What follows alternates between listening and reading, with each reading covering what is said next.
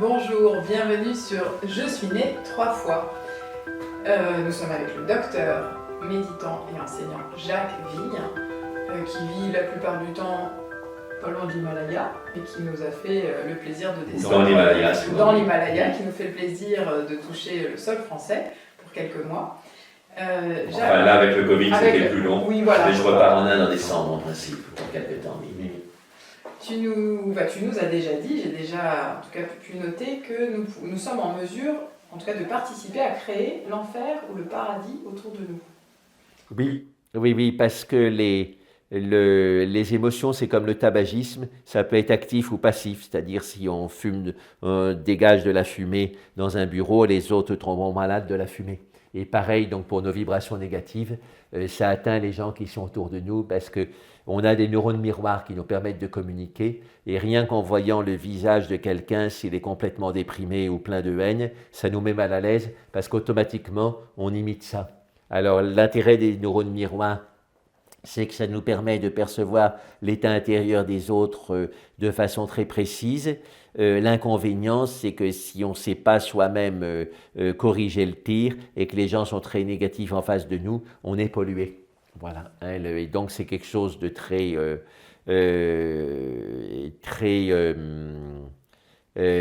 délicat, et c'est pour ça qu'il faut méditer pour prendre conscience de ça. Et même à distance, moi je vois que j'ai passé 4 ans en ermitage.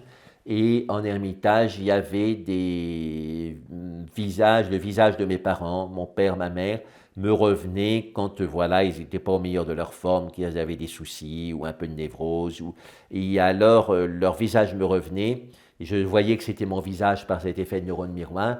Et il fallait donc que je travaille à détendre mon visage, à revenir à un visage naturel. Et à ce moment-là, je sentais un des masques de mes parents dans les aspects négatifs qui se détachait. Et voilà, donc j'aime bien mes parents, mais je n'ai pas besoin d'avoir leur masque de névrose sur mon visage.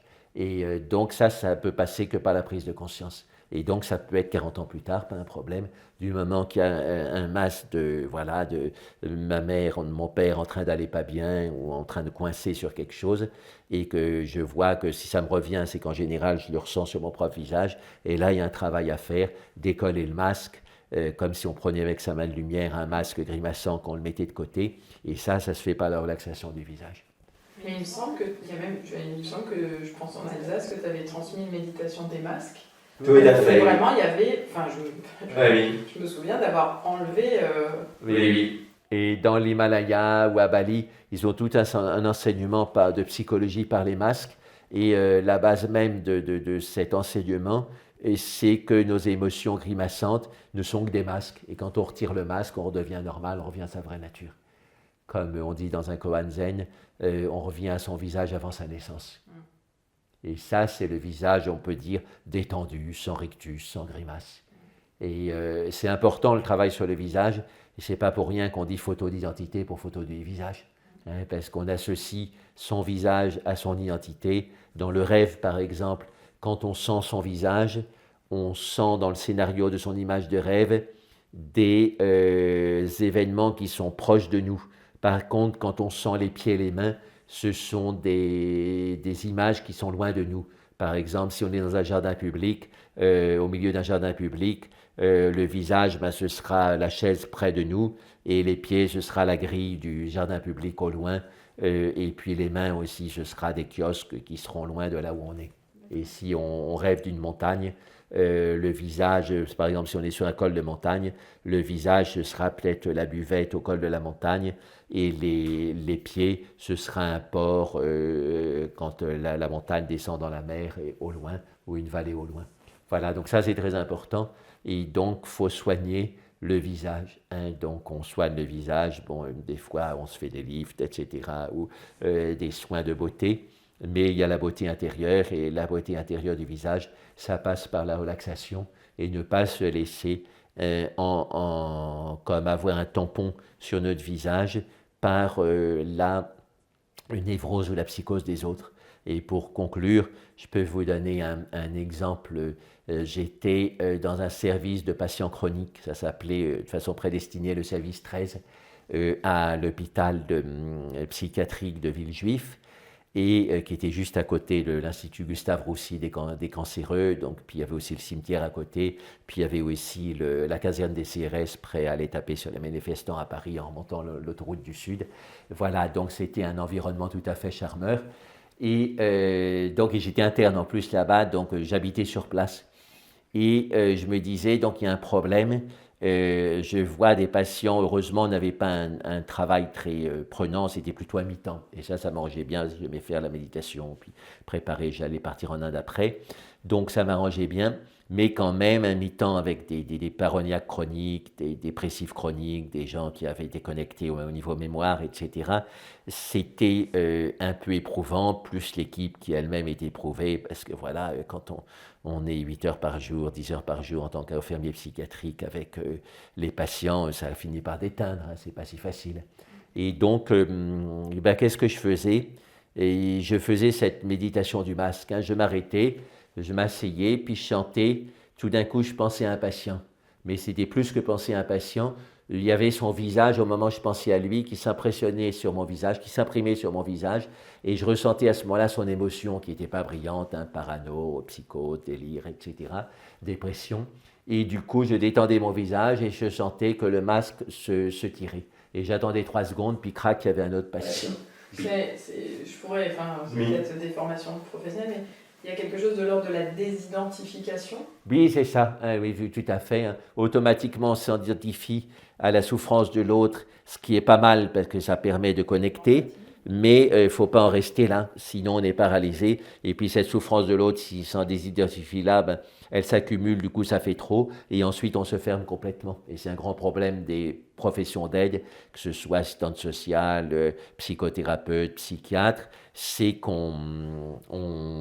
si on ne sait pas faire ça, ça s'accumule, on devient un peu comme une poubelle qu'on vide jamais. Voilà, hein, donc il faut apprendre à vider la poubelle. Et donc cette méditation qu'on pourrait appeler de façon très poétique la méditation du vide ordure, elle est très utile. Et tout le monde peut la faire parce qu'il y a toujours des gens qui ne vont pas bien autour de nous. Et même quand on pense qu'ils vont bien, si on regarde leur visage, on voit qu'ils ne vont pas bien. Et donc les messages problématiques, ils passent. Et donc il faut les nettoyer au fur et à mesure. Alors quand on les nettoie au fur et à mesure, on devient comme un bon médecin qui se lave les mains entre chaque patient dans le service de maladies infectieuses parce qu'il sait que par les mains, quand il a touché un patient, il peut passer les virus et les bactéries. Est-ce que c'est possible de plutôt dire... comme texte, comme titre, démasquer la souffrance, ce ne serait pas plus poétique? Oui, c'est ça, hein, c'est oui, comme titre de cette méditation, démasquer la souffrance, et on voit sa vraie nature qui est impermanente. Hein. Je suis dans la souffrance de mon patient, ou de mon collègue aussi, ou d'un ami, ou de quelqu'un de ma famille, parce que j'imite les tensions de son visage par mes neurones miroirs, et donc là, on retire le masque et ça va beaucoup mieux. Et je suis très honoré, le 12-13 novembre, je vais faire un séminaire à l'université de Parme, et c'est là où il y a un certain Giacomo Rizzolatti qui a découvert les neurones miroirs. Et il a une sorte de prix Nobel de neurologie, parce que c'est une des découvertes les plus intéressantes de la neurologie depuis 20 ans. Je me souviens, c'était dans le laboratoire quand ils ont commandé les pizzas. Ah oui, non, raconte, oui, ça c'est intéressant. C'est tout simple, ils travaillaient avec, j'espère que je pense que c'est mes souvenirs de la fac, mais quand même, j'ai trouvé ça extraordinaire. Ils travaillaient donc avec un groupe de singes sur beaucoup les process d'apprentissage. Oui. Donc ils avaient pas mal de singes qui avaient aussi un certain nombre de branchements pour étudier les aires corticales qui étaient, oui. Voilà. Sauf qu'à un moment, ils avaient faim, ils ne voulaient pas couper. Oui. Ils ont vite commandé les pizzas, ils les ont mises pas loin. Et ils se sont rendus compte que les singes, en fait, avaient les aires corticales les mêmes que... Eux, ils étaient en train de... Certains disaient, en tout cas, nous avons faim, ça va faire du bien de manger. Et ils se sont rendus compte que les singes avaient des aires corticales en miroir. C'est ça, oui. Et il y a eu tout un... Voilà, j'ai trouvé ça... Oui, c'est beau. Oui. Et une fois de plus, c'est lié à de l'imprévu, oui. Et qui s'est transformé en connaissance, quoi. Oui. Et donc, pour dire que les méditations altruistes, ça marche, on peut conclure là-dessus. Une expérience très simple. On prend des gens qui sont liés émotionnellement, par exemple un couple, et il y en a un qui a un cancer et l'autre qui prie pour lui ou pour elle. Et donc, ils sont dans des chambres séparées. Et dès que la personne se met à prier, l'autre le sent. Et on le vérifie avec les aires corticales. Donc ça, c'est le travaux de Barbara Fredrickson. Et ça montre qu'on est beaucoup plus relié qu'on ne pense, même à distance. Et mon maître le disait aussi, lui qui avait une bonne expérience de la méditation, on croit qu'on est séparés, mais il disait même avec l'air, on n'est pas séparés. Hein, l'oxygène qu'on avale, qu'on ressort, ça va chez l'autre, etc. Voilà. Et les physiciens ont calculé qu'en respirant toutes nos vies, probablement, on respire quelques atomes d'oxygène qu'a respiré le Bouddha dans sa vie aussi. Oui, parce que Jacques nous dit souvent qu'il n'y a pas que l'illusion de séparation liée à l'espace, il y a aussi la notion du temps. Oui, et donc c'est vrai qu'avec la méditation, nous rentrons dans un autre... Quand on suit un enseignement traditionnel, on est relié avec les gens qui ont fait ça. Et même au-delà des enseignements traditionnels, l'homme a tendance à méditer. Et donc quand on s'intériorise pour méditer, on n'est pas le premier à faire ça. Les bergers, beaucoup de gens étaient bergers dans les anciens temps. Et donc, c'était des gens qui fatalement méditaient, je dirais, parce que voilà, qu'est-ce qu'on peut faire juste à observer les troupeaux? On rentre en état méditatif. Merci beaucoup et à bientôt sur Je suis né 3 fois.